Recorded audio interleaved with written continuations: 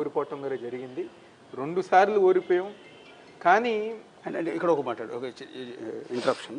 Bezawada MP అనివార్య పరిస్థితుల్లో నాన్నగారి కోసం పోటీ చేశారు, ఓడిపోతామని తెలిసినా తప్పనిసరి పరిస్థితులు పోటీ చేశారు. 2019 కొడాల నాని మీద అత్యంత పట్టున్న బలమైన నేత అక్కడ. ఆయన మీద బరిలోకి దింపాలన్న ఆలోచన చంద్రబాబు గారిదా, మీ ఓన్ ఇంట్రెస్ట్ అయిందే? మాకు అసలు మీకు ఇష్టం లేదు. నెహ్రూ గారి పార్టీలో జాయిన్ అయినప్పుడు చంద్రబాబు గారు స్వయాన ఇస్తే తూర్పు లేదంటే పెనలు, ఎందుకంటే 2 గారు ఇదివరకు కంకిపడే సగం సగం డివైడ్ అయ్యి 2 నాన్నగారి రెండు నాన్నగారిది మొత్తం 4,20,000 ఓటింగ్ ఉన్నది. ఇస్తా అని చెప్పిన ఆయన నెహ్రూ గారు చనిపోయిన తర్వాత ఆయన మాట తీరు మారింది. చివరి దాకా మీరు గమనించండి, ఏప్రిల్ 11 పోలింగ్ డేట్. నేను గురువారం ఏప్రిల్ లేను, మార్చి 15 నెల రోజులు కూడా లేదు, దాదాపు 28 రోజులు 27 రోజుల్లో, అంటే చివరి నిమిషం దాకా ఇస్తాం ఇస్తాం ఇస్తాం ఇస్తాం అని చెప్పాను. చివరి నిమిషంలో గురువారం చెప్పటం అది ఇష్టం లేదు మీకు గుడివాడ వెళ్ళటం. ఒకటి, ఈరోజు మా బేస్ ఇక్కడ అవును, విజయవాడ నెహ్రూ గారి బేసు. 2009లో పెనంలూర తూర్పు అంటే నెహ్రూ గారు విజయవాడే ఎంచుకున్నారు. ఎందుకంటే నేను ఇక్కడ పోరాటాలు చేశాను. నా విద్యార్థి రాజకీయం నుంచి నేను ఇక్కడే మొదలు పెట్టాను.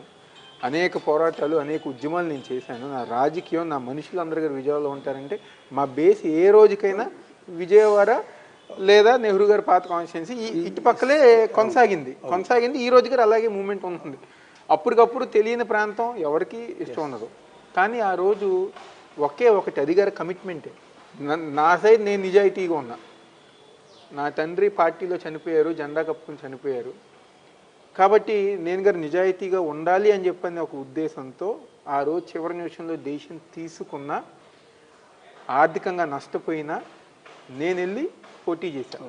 నేను ఓడిపోయినందుకు నేను బాధపడలా. నేను కేవలం బాధపడింది దేనికంటే, ఎలక్షన్లు అయిపోయింది, అన్ని విధాలుగా అయిపోయింది.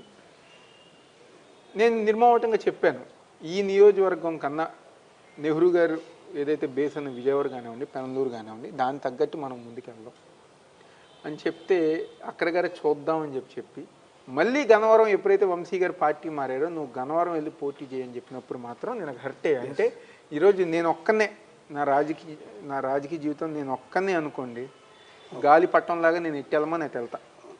కానీ ఈరోజు నన్ను నమ్ముకుని నెహ్రూ గారి మనుషులు, పార్టీ, ఆయన ఎవరిదైతే 72 నుంచి రాజకీయంగా స్నేహితులుగా ఉన్న ఎంతోమంది ఒక వర్గం ఉందో, ఆ వర్గం గారు కావాల్సిన బాధ్యత నా పైన ఉంది కదా.